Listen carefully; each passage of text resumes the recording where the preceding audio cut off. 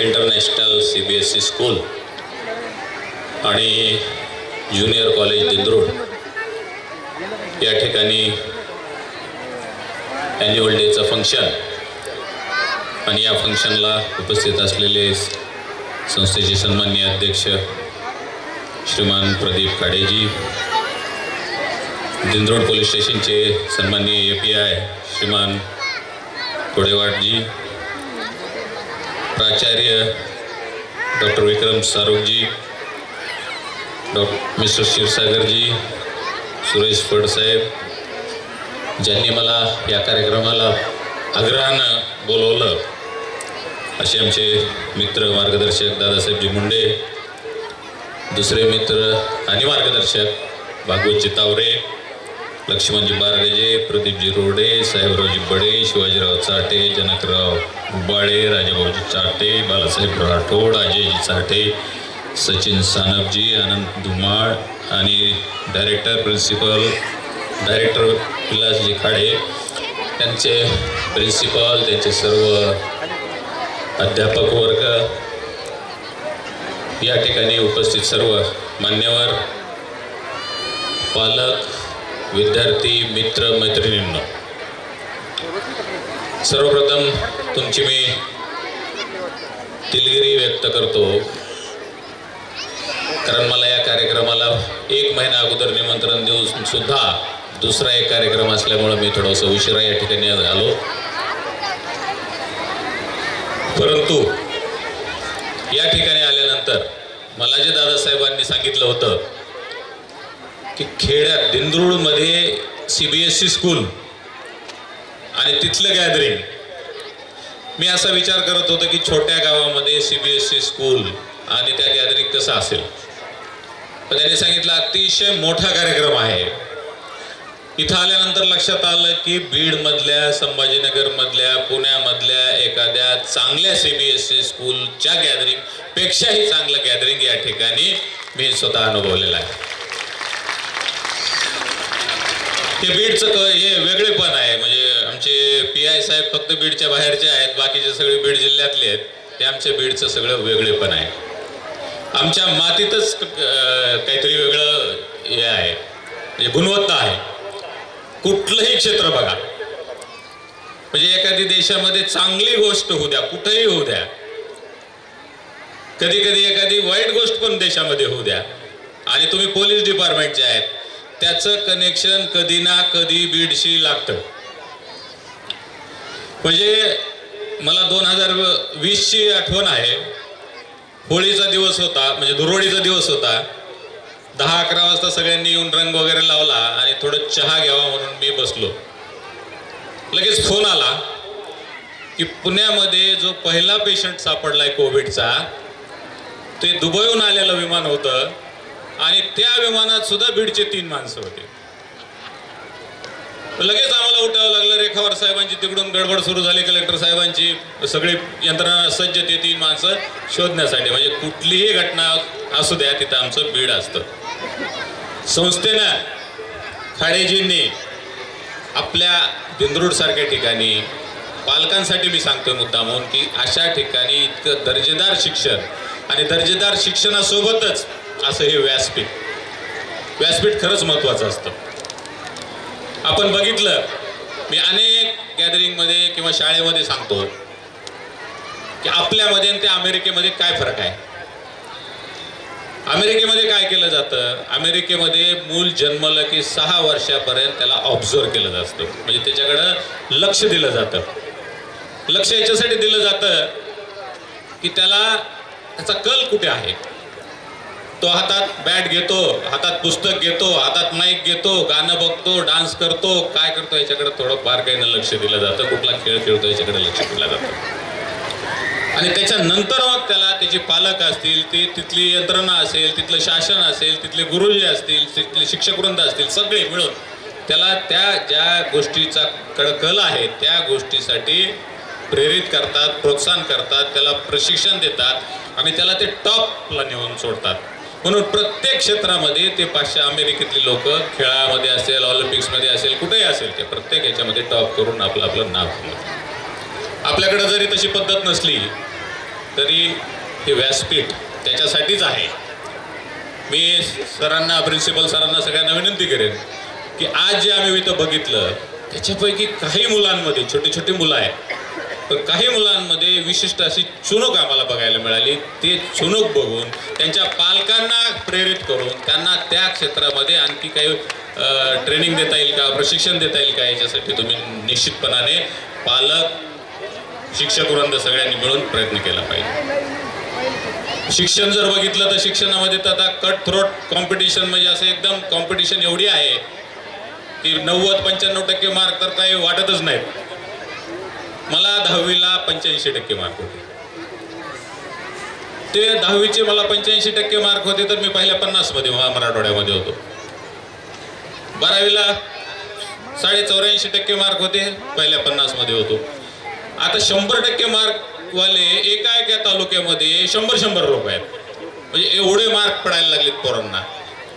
पण मार्क पडत असताना आपल्या अपेक्षा पण खूप असतात मुलांकडनं.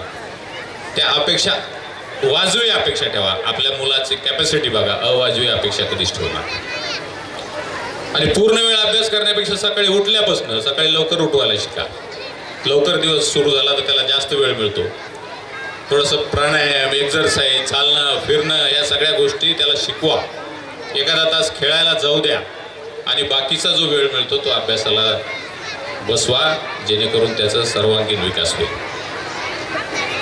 अभ्यासामध्ये सुद्धा टॉप केलं पाहिजे. म्हणजे हे बाकीच्या क्षेत्रात जसं टॉप केलं पाहिजे तसं अभ्यासामध्ये सुद्धा टॉप केलं पाहिजे. आम्ही डॉक्टर आहेत. बीड जिल्ह्यामध्ये 1000 डॉक्टर असतील. 1000 डॉक्टरांचे नाव सगळ्यांना माहीत नसतात. 150 डॉक्टरांचे नाव माहीत असतात की जे त्या क्षेत्रामध्ये त्या विषयामध्ये टॉप करत असतात. त्याच्यामुळं मुलांना सुद्धा त्यांच्या क्षेत्रामध्ये टॉप करण्यासाठी फ्रीडम द्या, त्याच्यावर बर्डन आणू नका, अशी पालकांना मी या प्रसंगी विनंती करेन. आणि एक्स्ट्रा करिक्युलर ॲक्टिव्हिटी एक वर्षभरात, एक 8-10 दिवसाची प्रॅक्टिस असेल, महिनाभराची प्रॅक्टिस असेल, पण आज ते स्टेज परफॉर्मन्स जे करतायत त्यांचं मी मनापासून कौतुक करेन, अभिनंदन करेन. आणि PI साहेबांनी मला सांगितलं की तुम्ही एक गाणं म्हणा. मला तर म्हणता येत नाही, पण नक्की तुमच्या गाण्यावर मी नक्की बोलेल म्हटलं. बघा, त्यांनी अभ्यास तर केला, MPSCची परीक्षा पास झाले, PSI झाले, पण त्यांचा जो छंद होता गाण्याचा तो पण त्यांनी जोपासला. पहिल्या गाण्याबद्दल तर बोलणार नाही, पण दुसऱ्या गाण्याबद्दल मी नक्की बोलेल. तुमच्या मोठ्या अधिकाऱ्यांनी मला इथं विचारलं होतं कि तुम कब से भीड़ में हो. मी म्हणलं 3 साल नाशिक के छोड़े तो मैं पैदा होने से आज तक भीड़ में हूँ. ते म्हणले क्यों आते हो भीड़ में बार बार. मी म्हणलं दुसरी टर्म आहे माझी.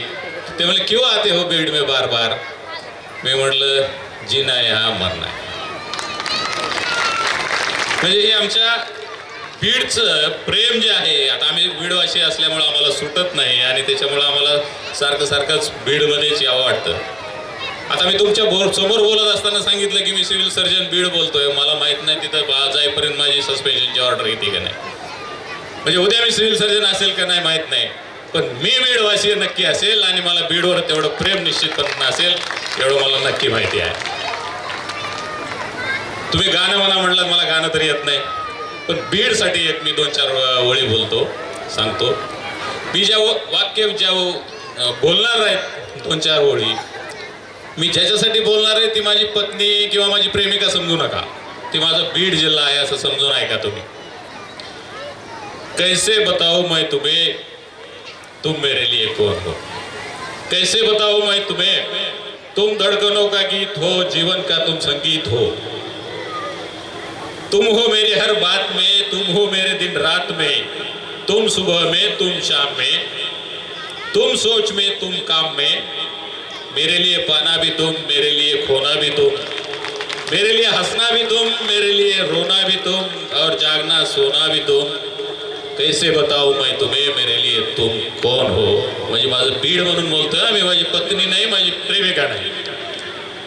अशा या बीडमध्ये पोरांनी चांगलं परफॉर्मन्स केलंय. आणि मला या ठिकाणी आणखीन एक सांगायचं आहे की आपण, एक अमिताभचा डायलॉग आहे.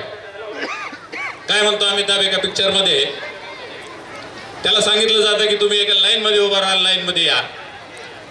तो म्हणतो जहाँ हम खड़े होते हैं वहाँ से लाईन सुरू होती है. जिथं बीडकर उभा राहतात तिथून पुढे लाईन सुरू होती आहे, अशी आपली बीडची ख्याती आहे. त्याच्यामुळं प्रत्येक मुलांना आपली आपली लाईन वेगळी तयार केली पाहिजे, तिथूनच लाईन निश्चितपणानं सुरू केली पाहिजे.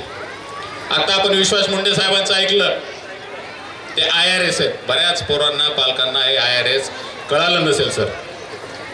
ही UPSC नावाची परीक्षा असते. जसं मी सांगितलं, आपले PI साहेबांनी MPSCची परीक्षा दिली, ती महाराष्ट्र पब्लिक सर्व्हिसची परीक्षा होती.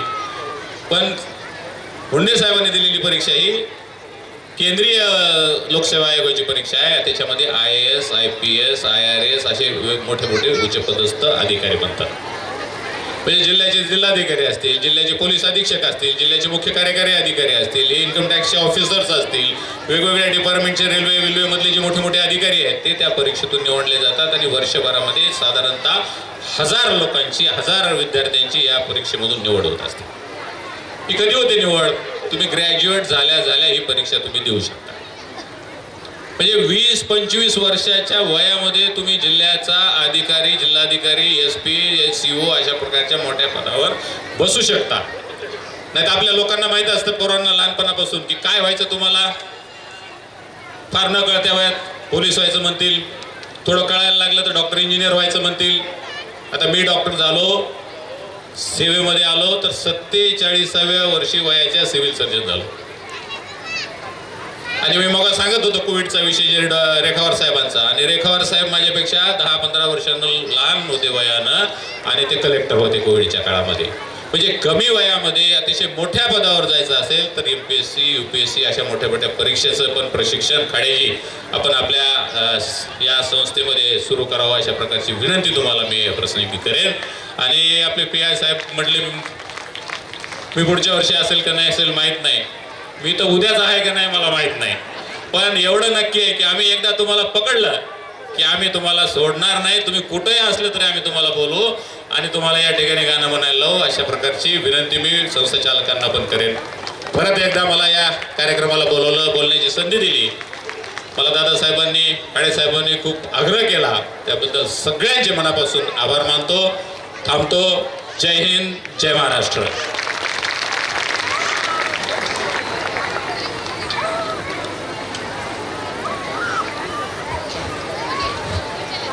Hello, thank you Thorat sir.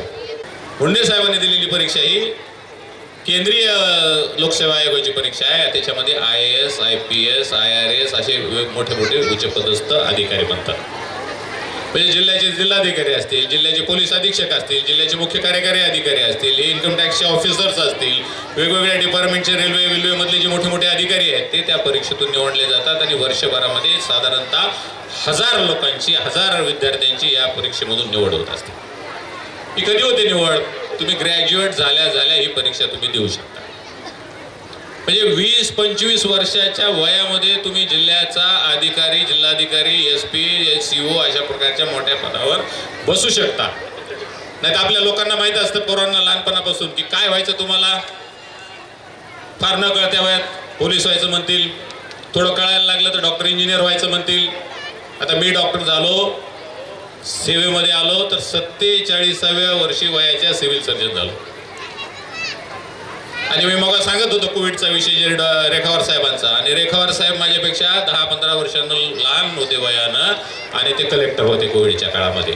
म्हणजे कमी वयामध्ये अतिशय मोठ्या पदावर जायचं असेल तर MPSC, UPSC अशा मोठ्या मोठ्या परीक्षेचं पण प्रशिक्षण खाण्याची आपण आपल्या या संस्थेमध्ये सुरू करावं, अशा प्रकारची विनंती तुम्हाला मी प्रसंगी करेन.